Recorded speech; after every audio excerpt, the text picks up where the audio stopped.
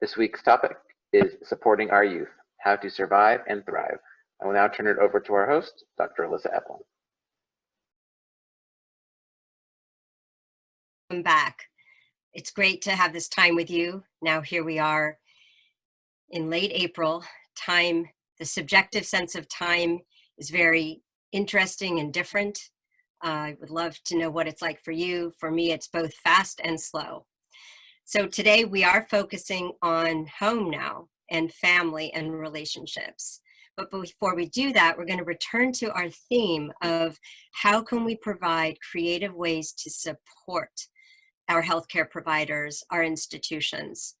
Last week we heard a phenomenal example from New York Presbyterian Hospital from Jennifer Dorn. During a surge, during a crisis, during a disaster, it's critical to provide immediate and short-term support. And so she is leading caring circles, which are really contemplative groups where people are sharing very emotional experiences and then sharing silence. So it's not an advice-giving circle with discussion. It's a different model. It's very powerful.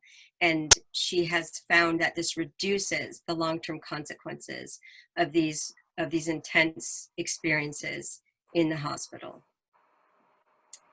So today we're going to hear about a different model, and I would like to hear from you about models that you're using in your clinics or hospitals or institutions to provide support at this time. We're going to hear from a frontline provider, virtual provider, so maybe frontline once removed. And I'm really happy to bring you Dr. Margot Pumar. She's an assistant clinical professor in the Department of Psychiatry at UCSF. And part of her job has always been supporting providers, developing curriculum and psychological support to our physicians, nurses, etc. What she has developed at UCSF has been remarkable. In a very short period when this started, she created a town hall format.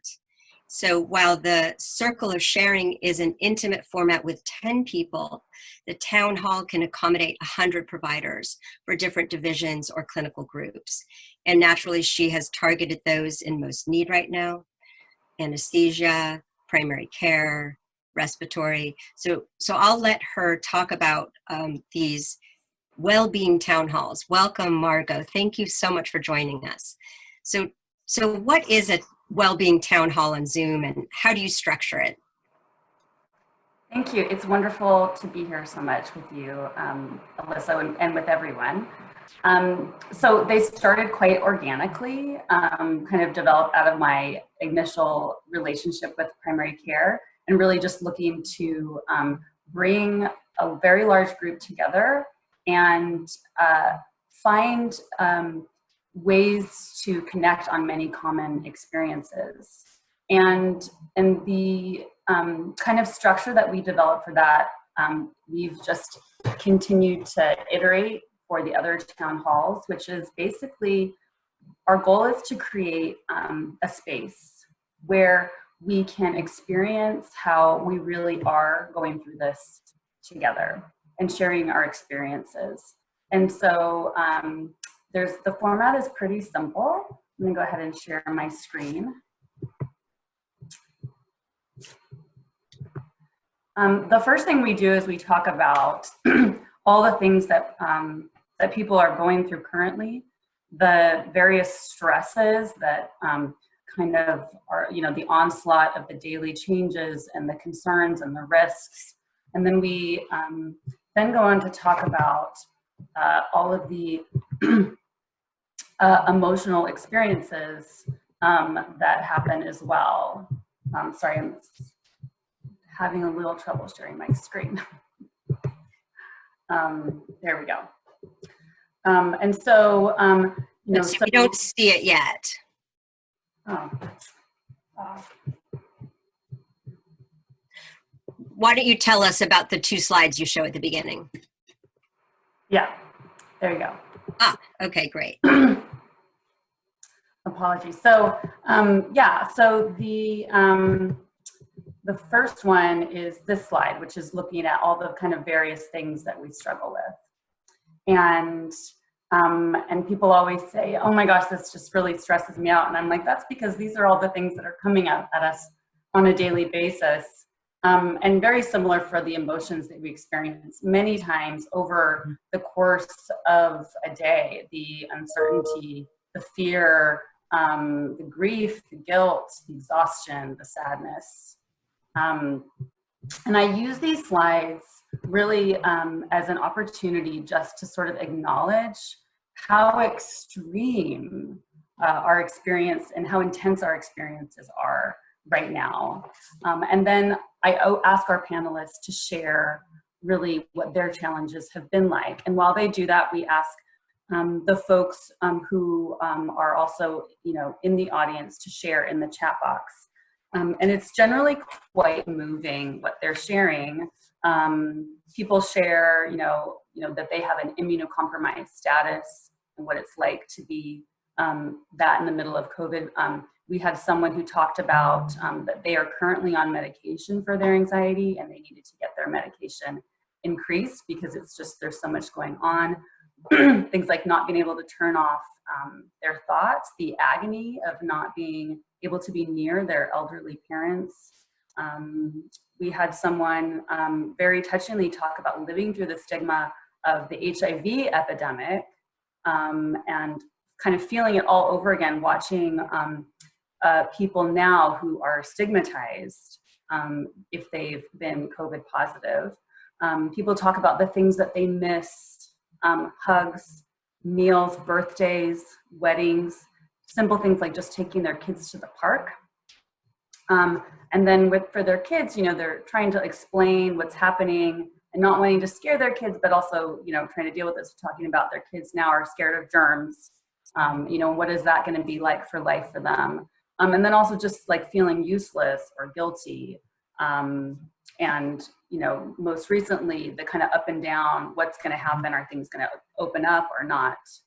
And then from there, we really move into a time of sharing what has been helpful, like what is getting you through this? Even to the point of, not just how are you getting through this, but for some people, how is this bringing out the best in you? Or, what is the amazing silver lining that you didn't expect to see? In our very first one, it was right at the beginning, someone put in the chat box, I don't know if they're doing this in San Francisco, but they're howling in Oakland. And every night it brings me to tears and warms my heart with this new sense of community. People talking about doing virtual dance classes, relearning new structure, but then finding joy in their new way of structuring their life, enjoying the opportunity to have more time with family than they had before. People spontaneously reaching out to people who are even more deeply on the front lines, like the anesthesia, COVID intubation team, and then people on the chat box just like saying, thank you so much for what you're doing. People talked about that they stopped reading the news, and that was just a complete game changer for them. And one person kind of ended theirs by saying, just thank you for this. This has been a soul-filling experience. And I think for me, each of the town halls has been a gift for me personally. It's been like group therapy on, with 80 to 100 people. Yeah, one thing you said is that the felt sense of cohesion by these group sharings, even though they're text just flooding in and the emotion behind them has been one of the most meaningful experiences. And I think that the proof is in the pudding that there's a high demand for more of these. You're now going to give one to our own department. It's important to think of this, healing the healer, that clinicians, whether they're health or psychological, are also vulnerable people. And, our new model of medical care has to take that into account. We can't go on with this, invulnerable veneer that leads to burnout and lack of support. So I want to ask you a second question. Margot. This has been a pleasure to get to know you. We've been in the same department for many years. We only met last month when we had similar goals through our department trying to organize support. And you've been a big leader. You've been phenomenally busy. You are working incredible days in your leadership role. And so I was quite stunned to also find out that you have 2 young children at home that you're supposed to be homeschooling. It's been, you have a husband who's a provider, who's out there exposed every day. And you are, you're doing a phenomenal job. So my question is, how are you doing all these roles at home in one place? 2 big things. The first thing is I accept help. What does that mean? People said, can we bring you meals? And I said, yes. People said, can I bring you like multiple meals each week? And I said, absolutely. And I think that really ties into my second thing, which is gratitude.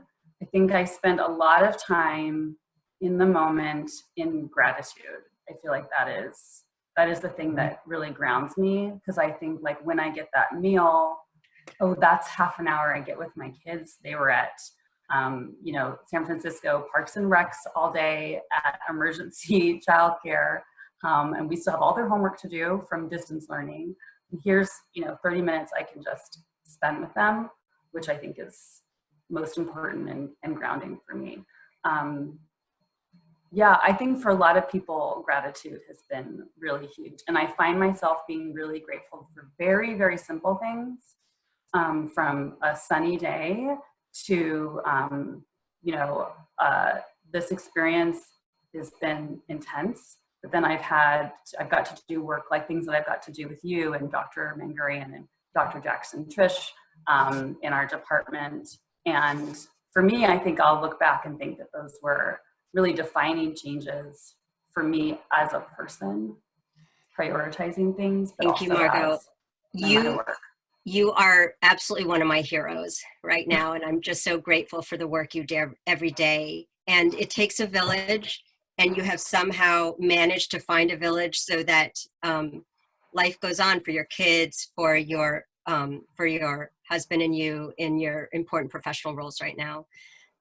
So I want to dedicate the rest of the session to parents, to all the parents out there who last month found out that hopefully, well, if they still were lucky to have work, their work is now at home, their kids are now at home, their new role is being a teacher for homeschooling. For this, this is to all the single parents.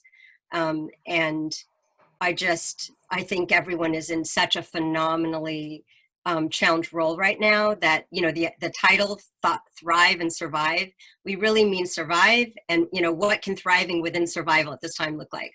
So thank you for your beautiful example, and I hope I look forward to, as this evolves, having these models disseminated. And as I said, I hope to hear from other of you that we can feature your own local models of how to provide institutional and group support, not just individual. Thank you so much. Thank you so much. Okay, so I won't cry as I introduce our speaker, Dan Siegel, but I will say that Dan and I teach together really about burnout and caregivers and stress resilience, but today we're focusing on family and relationships and parenting. And this book, The Whole Brain Child, was a phenomenal strength to me when my child was young, many, many years ago. The book is a little bit yellowed, but it's still got phenomenal principles in it. And I have a special needs child. Homework was an incredible challenge. It didn't happen a lot until there's just a couple principles from that book that I'll just say. Dan is an expert at let's just say acronyms and epithets that have, that if you can remember them and do them in the moment, they truly help. So one is connect and redirect. So if you are needing to do homework with your child, you don't sit down in an achievement mentality and try to be productive and use time well, but rather connect. Nothing happens before you connect your empathy, your emotional life to your child's. And once that happens, maybe you can then start talking about homework and intellectual things. And the other is Name It to Tame It, which is, you know, a phenomenal concept that is at the core of all of our self-regulation, not just our children's. So welcome, Dan. I'd love to see you. There we go. Thank you, Alyssa. Thanks for having me. And so what I would love to hear from you first, I think we're going to spend a lot of our time about practical child family questions. We got great questions from our audience. And I first want to give you a chance to give us some background. So in the, I told you about the whole brain child, and it's based on interpersonal neurobiology. So I think if you can give us a sense of how you use this science-based knowledge of our relational brain to then help us be better parents. And I will also point out that this is Dan's new book. It's also a phenomenal resource, The Power of Showing Up, How Parental Presence Shapes who our children become and how their brains get wired. So this book has a core of focusing on 4 S words. And rather than me trying to explain them, I'm going to hand it to you, Dan. Thank you so much for joining us and for co-hosting this whole webinar series. Oh, my pleasure. Thank you. Thank you, Alyssa. And that was absolutely beautiful, your conversation with Megan. Margot. My hippocampus is flooded with names. So can you still hear me okay? Because you have gotten frozen. Yes. You can. Okay. Okay, great. So Margot's town hall meetings sound exquisite. And Margot, I just want to say to you that you're talking about gratitude really when you go deeply into the science of well-being. We can talk about what the science side of that is from a practical point of view, why gratitude would be so important. And just to get to your initial question, Alyssa, that we have this opportunity as medical professionals to draw on science to do our medical work. When I went from my training in medical school to then pediatrics and then psychiatry, I wanted to use the same kind of scientific rigor for the broader field of mental health. So I worked with colleagues to create a field where we combine all the disciplines of science together into one framework. So imagine if you took the wisdom of the hard-earned insights and knowledge from studies such as anthropology for culture or sociology for groups or linguistics, how we speak to each other, psychology with all its myriad aspects of studying emotions and thought and attention, biology, including medicine and the field of neuroscience, chemistry, physics, and even math. Think about combining them all into one framework. So that's what interpersonal neurobiology does. I edit a series of books that mostly other people write, and we have many, many books for clinicians to actually apply this framework to clinical work. And so what I'll do here is just say, for the pandemic and parenting during these, uncertain times, which in journalism, sometimes the acronym, I didn't make this up, but the military actually use this and journalists have built on it, VUCA, V-U-C-A. Things are volatile, meaning they change really quickly. U is uncertain, meaning it's hard to predict what's going to happen next. They're volatile, they're uncertain, they're filled with complexity, meaning the system is happening, but it's really hard as a nonlinear system to know when a small thing happens, like someone gets infected in one area of the world, what is going to be the ultimate outcome. So this complex aspect of the world, and A is ambiguous. You can get one piece of information and it has an unclear set of meanings. So these are VUCA times. And here at the Mindsight Institute, what we're trying to do is provide the medically based, scientifically grounded field of interpersonal neurobiology for anyone, in this case, we're talking to frontline workers in the medical field, to see what can you do to build your own resilience. Today, what we're doing is we're focusing on parenting. And so, Alyssa, we can make this a back and forth, but I'll just say this as a starting place. All of the books, I've written 6 parenting books. Each of the 6 books essentially builds on the interpersonal neurobiology scientific framework, which is summarized in a graduate school textbook called The Developing Mind, that I now have finished the 3rd edition. And that book is where the science is. Then if you say, well, if I'm a parent listening to this, how can I get the practical applications of that science to understand things like, for example, why Margot finds gratitude so important? So for us, there's a deep process in all of the research that we review for interpersonal neurobiology that says that there is a mechanism beneath resilience and well-being that lets us go from, Alyssa, what you said, from not only surviving, which of course we want to do, but also thriving. And that mechanism, and this is now like hundreds of pages of a 500-page book, can get reduced into one sentence. You know, integration, which is the honoring of differences and the promoting of linkages. This integrative process, whether it's in your brain, in your head, or the way the brain in your head communicates with the neural systems in your heart and your intestines, or the way the whole body functions, or the way what we would call your inner experience of a self relates to your relational experience of a self. So with gratitude, you find a way of deeply integrating across the inner and the inter, if you will, this way of going beyond just the common experience in modern culture of a separate, isolated, if you will, shrunken solo self.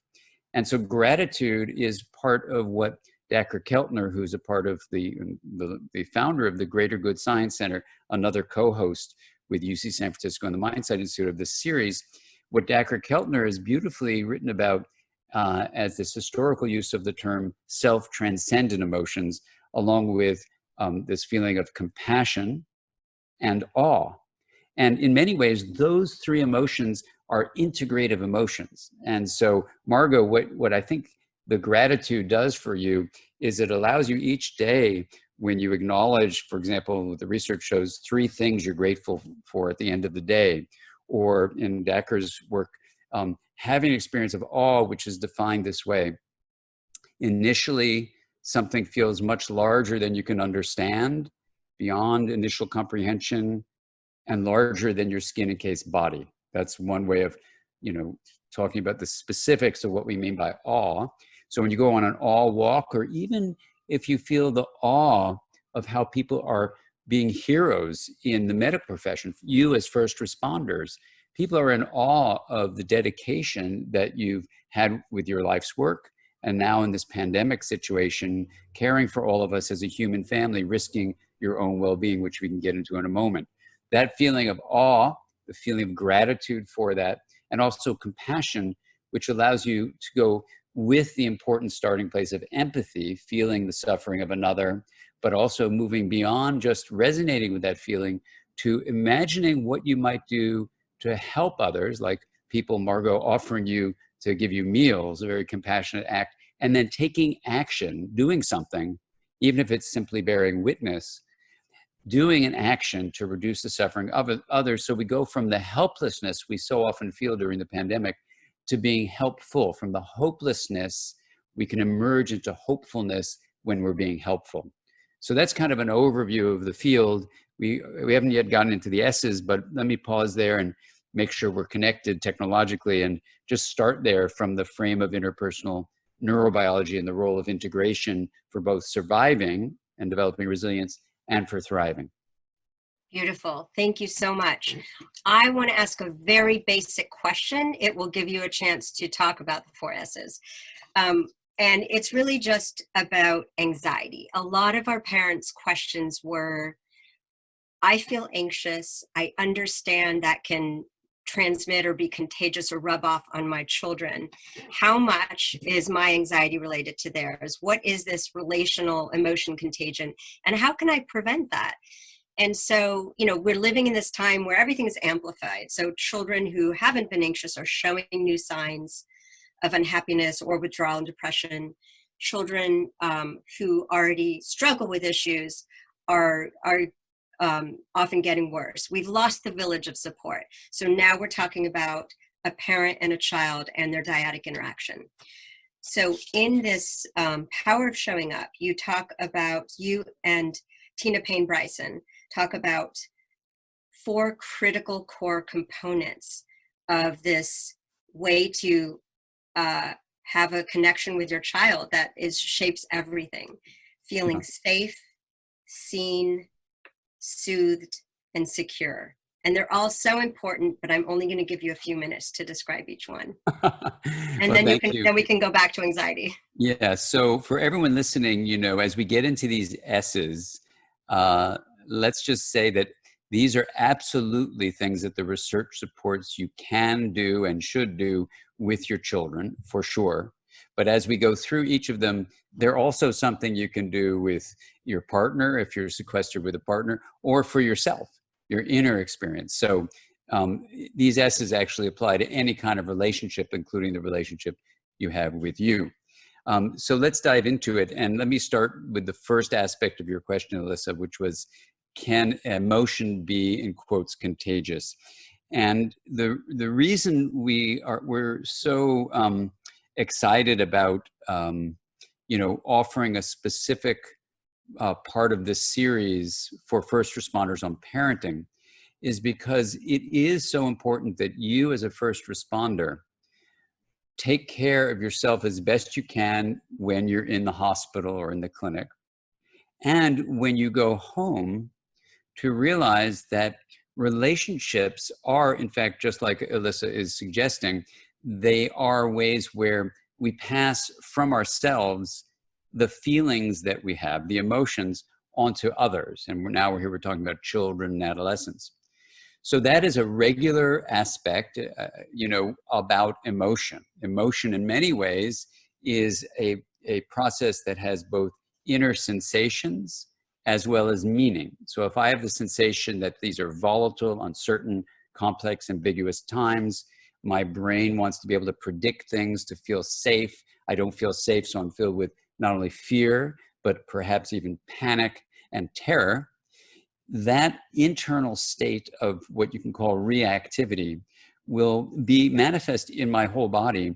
And my child, for sure, no matter what I say, will pick up my bodily state. And we can do a practice in a moment, Alyssa, if you want, to look at the first S, which is safety. So that if you have become filled with a sense of terror, let's say at work, so you come back from the hospital, you wash off, you decontaminate, you're now with your kids, we can teach you in this series a practice that can allow you to go from the reactivity you have been feeling in the hospital, and then certainly in the drive home or the walk home, you may feel that reactivity even more intensely because you're no longer focused on the task at hand of saving people's lives, but now you're in this transition. So the reactivity of terror comes up even more.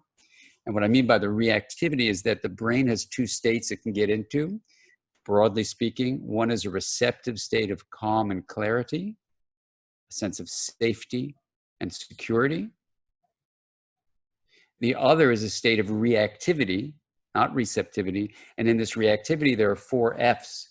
We learn 2 when we're in medical training, fight and flight, but there's actually 2 others. It's fighting, fighting back, fleeing, running away, freezing, tightening up the muscles and temporarily paralyzing yourself, not knowing whether to fight or flee. And the 4th F, which is rarely talked about, is fainting or feigning death, which is a whole different set of networks in the brain that basically collapse the system when it feels there's nothing that can be done. So hopelessness creates this fainting feeling, which is very different from the energized freeze. You may feel like, oh my God, I don't know what to do. It's a collapse. So those reactive states make it very difficult, if not impossible, to parent well.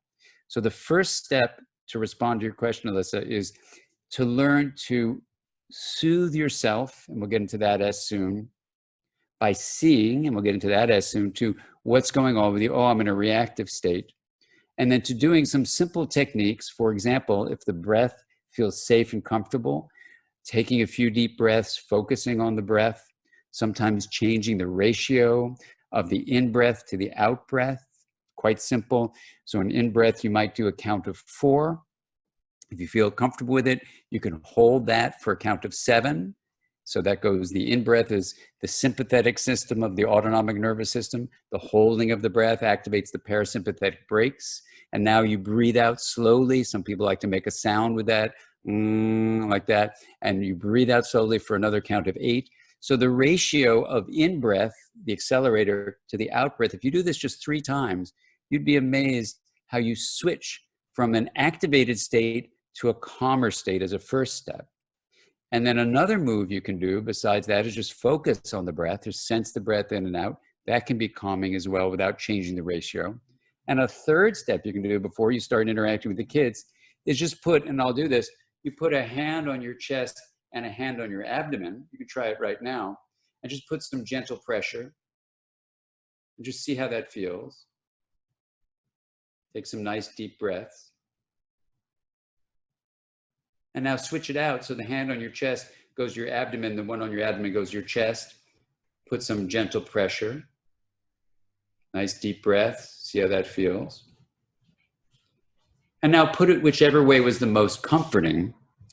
And in doing this with thousands of people, what we found is that you can have this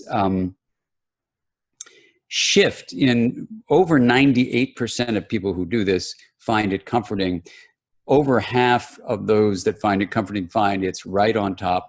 About a third or a quarter find left on top. We don't know why. Someone can get a study done on that. But the bottom line for you is this can be very comforting for the vast majority of us. So whether it's changing the ratio of breathing, being aware of the sensation of the in-breath and the out-breath, or doing this hand on chest, hand on abdomen, simple move, you have now gotten 3 techniques that will help you when you're coming home to get into this receptive state.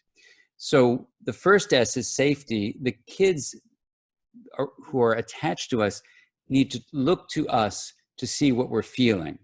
It's called social referencing. They watch our faces, they hear our tone of voice, they look at our posture, all the nonverbal signals that we convey our emotional state. They're going to see, how should I feel in this moment? If we're terrified, they will feel terrified. If we come in with a calm state, even if we're going to talk about a virus that could end your life, amazingly, if you're in a calm state of mind, you can convey information, even about things that in other states would be terrifying, that will be received with a state of receptivity. So that's the first S, is safety. And if anything happens that we ourselves are the cause of terror, making a repair of that, because there's no such thing as perfect parenting. If I'm in a bad mood and I start screaming and yelling and my child gets frightened of me, that means you're human. We're living in hard times in general, but this can happen at any time. And so being kind to yourself, realizing you did something that was terrifying to your child, the first S of safety was broken in that moment. You can repair that by beginning again, saying, I'm so sorry, it's been a stressful day. Let's start that again. Tell me how your day was, or however you're going to do that to make a reconnection. So there's no such thing as perfect parenting. Even if you write books on parenting, you always make mess ups. These ruptures that happen, these disconnections that happen, can be repaired. And in fact, in the rupture repair process, many researchers feel that's where children learn to become resilient. They realize you're not aiming for perfection, you're aiming for presence, because parental presence is the guide to security, which we can talk about. So that's the first S. And I'll open it up to you, Alyssa, if you want to talk about safety, because this is one of the biggest ones in this time of a pandemic. Did that make sense?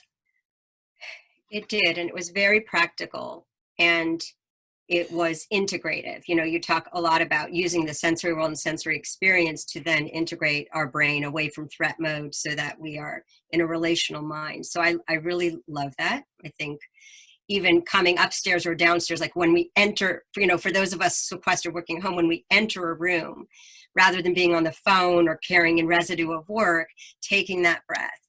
And by the way, for me, it's left hand, and I'm left-handed. I don't know if that's a clue. But. I've done a survey, and it doesn't appear to be related to handedness, but someone should get a PhD in that.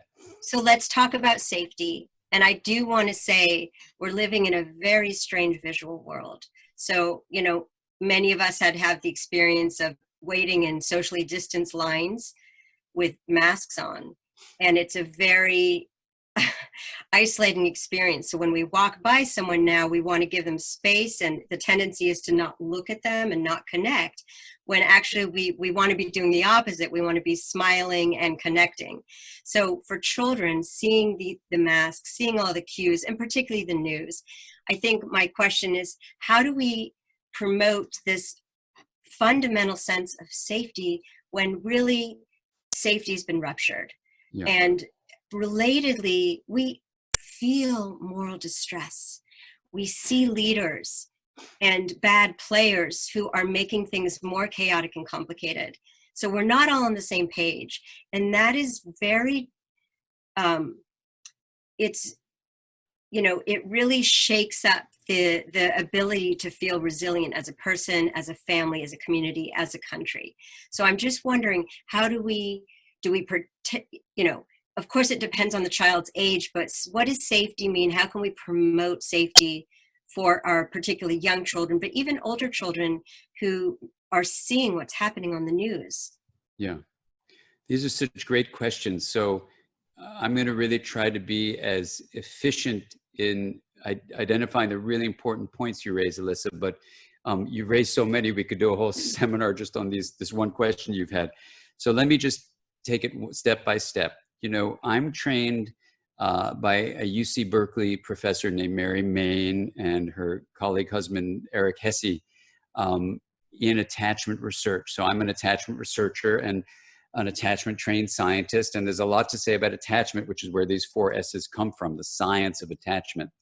So I'm not just making them up out of thin air. They're based on rigorous science over decades. By colleagues in this field of attachment research. So let me start step by step. One scientific term that relates to the idea that, and in my daughter who's in graduate school in Columbia, in a course that was just aired online on science and the government and public policy around the coronavirus, it was a really powerful course because it was a violation. It is a violation when people in authority are dismissing science, rejecting science, or even twisting science. It's a violation of what's called epistemic trust. So you may remember from philosophy that you have the how things become, that's called ontology, but you also have the study of how we know what we know, which is called epistemology. So in attachment research, Peter Fonagy has suggested we use, and it's a brilliant idea of his, a researcher from London, the idea that epistemic trust is when you turn to an authority figure and you realize that the way they're conveying the nature of reality is accurate. And so when an attachment figure, mother, father, other caregivers, because we have more than one a caregiver as human beings, called alloparenting, when we have this experience of trust in the nature of how we know about reality, you relax. So the first thing to say is, unfortunately, there is a violation in epistemic trust at the level of the government. And this is a serious, serious problem. Some people would call it moral injury, and you may have talked about this with Roshi Joan Halifax.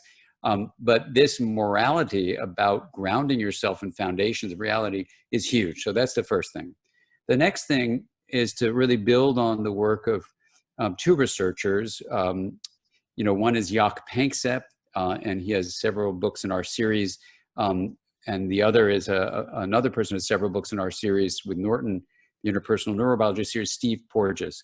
And the bottom line, if we put their 2 beautiful works together, is the brain has for millions of years networks that are constantly watching for danger. I just nickname it the checker.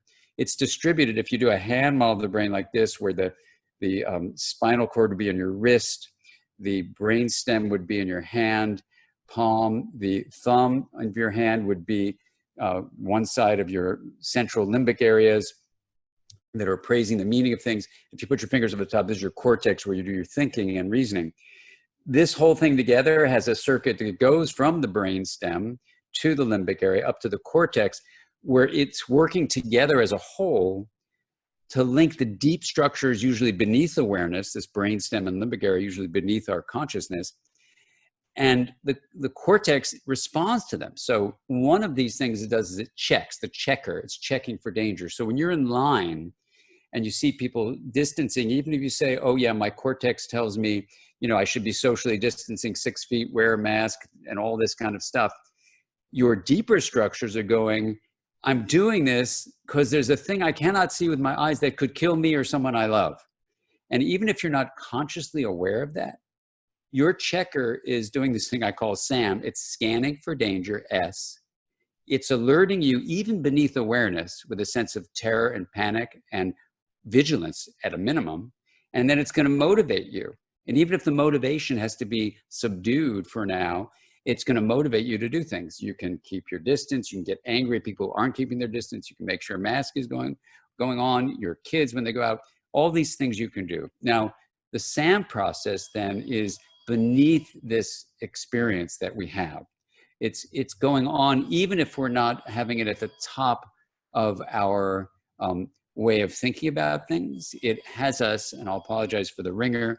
So my alert mechanism is now saying that was supposed to be turned off, but it's not. So I'm apologizing for that. So I then want to calm my checker system and say, you know, it is what it is. I can be alerting to, oh my God, that shouldn't have happened. I was motivated to turn them off. That one didn't get turned off. So I calm myself down. So when you're aware of this checker system, it is actually possible, as you said, name it to tame it, to, now this comes to our second S, to see. To be seen is to know the inner subjective life going on in your child or adolescent or in yourself. So here I have to see the ringers going off. A part of me is really anxious and agitated by that. I name it, oh, there's agitation, oh, there's anxiety, that wasn't supposed to happen, maybe I get angry at myself, you know, and now with that alerting process, I can actually alter the motivation. So I can calm myself down from the reactivity that the ringer could have activated to a receptivity. And this is something you can see, it only takes a few seconds.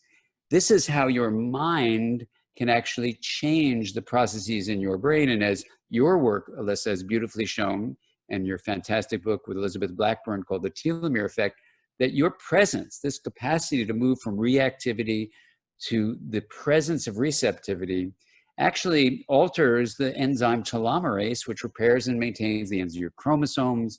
It reduces inflammation. It improves your immune system functioning. You know, all these things, including making your heart and your head coordinate in a more balanced way and reducing the stress hormone cortisol. So presence is this capacity to be aware of what's happening as it's happening, let go of judgments, and be there. I use the acronym COAL, to be curious, what's happening, the alarm is going off, to be open, to be accepting, and to be loving. And so this COAL state is exactly what we create when we see ourselves. And it gets to the third S, which we can talk about next, which when you have all three, you build security. Wow, thank you. That is very wonderful to know the back end, you know, the science of these terms that we know, like attachment. And I do think tomorrow you lead an 1.5-hour session where you're building a, you know, science-based community to over time, where you're going more in depth about the science. So I just want to point people there and point you back to, what do I do now? I have a child at home who is an adult, who is supposed to be in college, who had summer plans, who thought they had a bright future. So a lot of the audience questions were also about, this is devastating to my young adult or to my older teen, because their life is on hold. There's a lot of uncertainty and a lot of moodiness. And so I think the idea of being present and receptive to them and their experience it's clear that that's where we need to start. But just kind of intellectually and schematically, how do we help them through the next few months where they can't really make plans? They can't be with their friends. They're not necessarily, especially for LGBT, you know, students and young adults, they're not necessarily being validated by their community. They might be in stressful situations at home. Yeah, well, it does bring up the third and fourth S in terms of this specific question. So let's finish that up in addressing this question. The third S is soothed. You know, how does your presence that we've just described actually lead your child, whatever, if they're LGBTQT, if they're struggling with just being isolated, if they're a 15-year-old who wanted to go dating, if they want to connect with their friends, if they're feeling like, I was going to do this summer and be at camp or have this job, or what's the future like? All of that, no matter what your background is individually, is really distressing. It's not what childhood, quote, was expected to be like. So your role as a parent, and this is going to sound strange, but I'm going to quote a poet who, excuse me. I'm going to quote a poet who has part of their poetry on the entrance to the Brooklyn Public Library. And it goes like this. Having abandoned the flimsy fantasy of certainty, I decided to wander. Now, let's look at what that means. And here, let's just take, can you hear the ambulance going by? So let's take a deep breath. Right now, that may activate in you, listening to this, a sense of agitation. Put a hand on your chest, put a hand on your abdomen. You are learning through what Alyssa Epple has really beautifully been guiding us through all these components of the series, how to turn that ambulance as a stimulus that gets you in an agitated, reactive state of fighting, fleeing, freezing, or fainting. You can bring yourself back to receptivity. So let's just do that. Take a few deep breaths.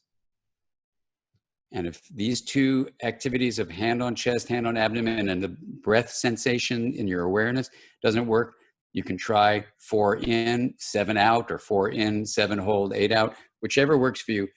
You now have at least 3 practical tools to get yourself to receptivity. That's the first thing to say. Now, your child comes to you, says, look, I'm realizing I'm gay and I want to be with my community. You guys don't accept my who I am, and I feel really alienated.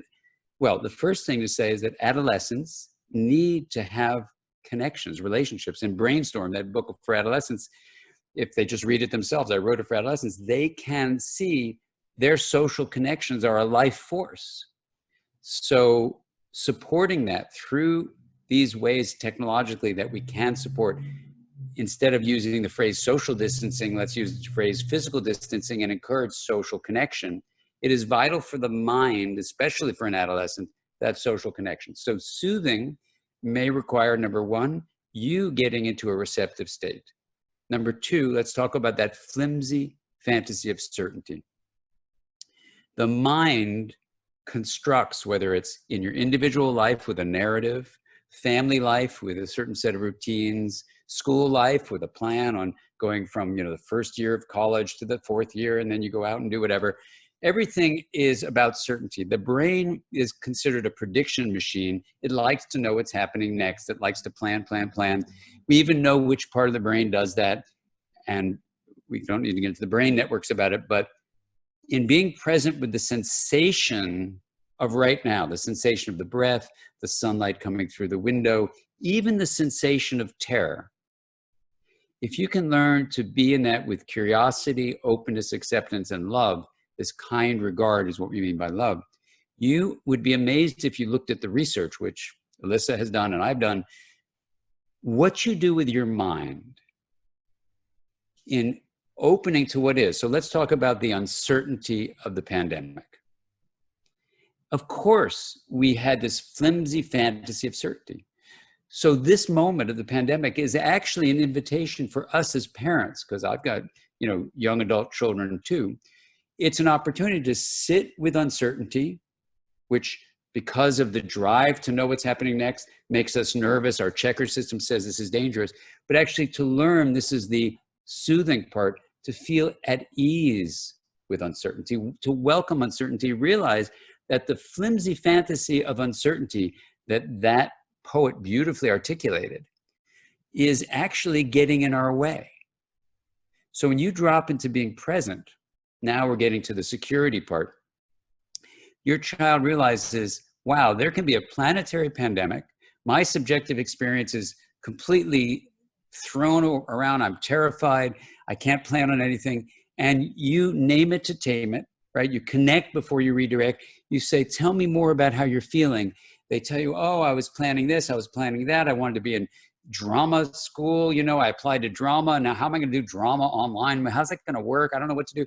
You go, yeah, this is really, really upsetting. I hear you. So you don't have to solve every emotional dilemma that this pandemic creates, but being present for it is what you are capable of doing if you're receptive. If you yourself are caught up in the flimsy fantasy of certainty, yeah, your child is going to get caught up in it too. And you're off to the races because you're going to both be complaining. Life isn't fair. It shouldn't be like this. This is how life is. Whether you're angry about very understandable things. Let's be really clear. Acceptance does not mean passivity. It means seeing clearly. So whether it's about there not being enough PPE or political issues that you're very aware of that led to this pandemic being more disastrous than it needed to be, or ways that there's disparities in which racial groups are actually dying in this situation, or larger issues related to what are we going to do after the pandemic? How do we find meaning? All of these things are things you can start to work with from a place of presence. And this is why with the 4 S's, safety, right? Being seen, soothe, and then secure, you actually can, and I know this is going to sound strange, but even as there's a threat to survival, you can integrate your life like this and thrive. You really can. And you may think this is just absurd. No, you can't. And what the research shows is that your frame of mind of realizing that something when meaningful is at stake creates stress, your mental state can turn that from a threat state of reactivity to a receptive state of challenge. Mm-hmm. And you go, I don't know the outcome because it's uncertain, but I'm going to be present for this experience. Wow. This is incredibly relevant to everything we've been talking about. I don't think we'll forget the flimsy fantasy of certainty. And I want to talk about our future now, our uncertain future. This has made the fantasy apparent, which dissipated this delusion that we have that we can control and know our future. So I want to think about, for me, what gives me some solace going forward is we know there's going to be financial hardship for years. This is a very big blip. This is not a quick recovery disaster. And so it's really about the possibilities of how we can emerge from this, living with this uncertain future, how we can emerge better. So I want to read a quote and have you respond to it. The quote is by His Holiness the Dalai Lama, who has been very fervently getting messages out to the public in the last few days, particularly yesterday for the 50th anniversary of Earth Day. He's been talking about the importance of water, of protecting healthcare workers with good hygiene, and tying this back to climate, and also the courage of healthcare workers. So let me read you this. This crisis shows that we must all take responsibility. Well, actually, the first view and an important image is really of the Earth. This blue planet is a delightful habitat. Its life is our life. Its future, our future. And when you see it from far away, there are no boundaries. It is unbounded. We are really living in one group. So in this time of great fear, it's important that we think of the long-term challenges and possibilities of the entire globe. All of us must take care to work to prevent climate change and other destructive forces. This pandemic merely serves as a warning that only by coming together with coordinated global response will we meet the unprecedented magnitude of the future challenges we face. So coming back to our children, of course we want to leave our children with our best attempt at this coming together, at working together, and they will be left with the harder task of what does this look like? True global solidarity to save our Earth, to save ourselves. And so I would like to ask you, because you thought a lot about this, and you're writing a book called MWE, MWE. What changes do we need to make? We all talk about compassion and working together.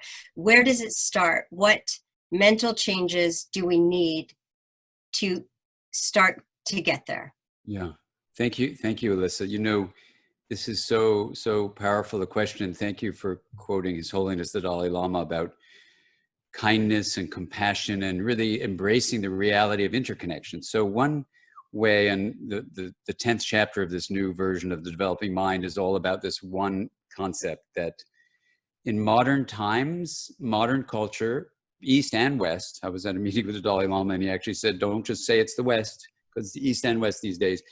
Modern culture has made our identity of the self be equated either with the brain in your head, myself is up here, or at least within your body. Now that may seem so natural. You may say, of course, that's the way it is. The self is in here.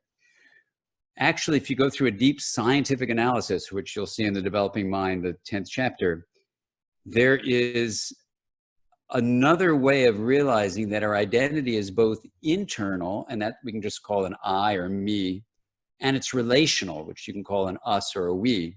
And integration invites us to have both differentiated elements and linked elements. So how would you then integrate identity? Well, you would say you are an internality, an internalness of me, and I'm a relationalness of an interconnectedness of we.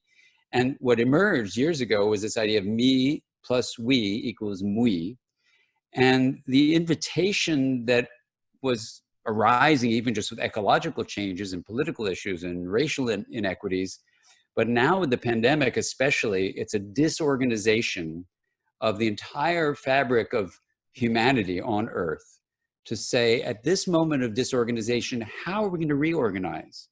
How are we going to take the meaning of the suffering that's here, the loss of life, the loss of livelihood, and say, do we just say, oh, that was just terrible? Or do we say that was terrible, and there is an opportunity to not go back to business as usual of the same solo shrunken self, but to realize the self is both within a me and a relational self connected to other people and the planet. So that MWE is just an idea. So in the PEP MWE Up talks and gatherings we're doing, it isn't that we're committed to one outcome, but we are saying, let's find meaning in the experience here and now of the pandemic. And then let's try to support the emergence of kindness, of compassion, of gratitude, of awe, of this way of realizing the self is not just in our body, as much as we were raised to believe that. That may have been a false belief. Not only is it a partial truth, it may even be a lethal lie that kills us when we don't collaborate and connect with one another. And the earth, taking a deep breath now, in a way is giving us a meaningful message. Please, please wake up to the reality of interconnection and the integration of our identity. So that's the notion of MWE. And, you know, we have this community that's gathering. I invite everyone to join us because collectively we can have what's called pervasive leadership, which means every individual is capable of deeply embracing the science of development and the science of the mind and the science of what it means to be human, and then bring a meaningful change into the world that we all share. I was hoping we'd end there. Thank you so much. And I think this, you know, doing this now, all this work immediately, so that as we come out of this, we don't lose these gains. We don't go right back to being so carbon happy, et cetera, it's an amazing opportunity. It's a painful but phenomenal opportunity that we have ahead of us. So thank you, Dan, so much. I'm looking forward to next week where you and I will have a wrap up with everyone after we get to hear Brene Brown. So just a few quick announcements. Our UCSF doctors, as you know, we have flattened the curve here. We are still a high stress, very busy healthcare system, but our doctors and nurses have gone, many of them have gone to New York. They've been at the New York Presbyterian Hospital. Soon we'll hear from Sanjay Reddy, an integrative medicine doc who's going to share his experiences with us. They have also gone to some Native American reservations. So, you know, it's just wonderful, all this kind of shipping of respirators and how New York is feeling at least some relief with all of the influx of volunteers and medical professionals. So on our website, you will see some resources from today. I'm not trying to sell books, but I do want to mention that Dan's wife, Caroline Welch, has just written a phenomenal book. I think of it as a pandemic book called The Gift of Presence, which is really a lot of the science of well-being as well as mindfulness. And lastly, send me a COVID cartoon. Let's start off next week as we dive into some interesting topics about authenticity and being genuine and shame, et cetera, with Brene Brown. We also want to infuse a lot of humor. Send me your best jokes and cartoons. Thank you so much, everyone. Wonderful to be with you, Dan and Margot, and everyone who sent questions. We so appreciate it. Have a wonderful week.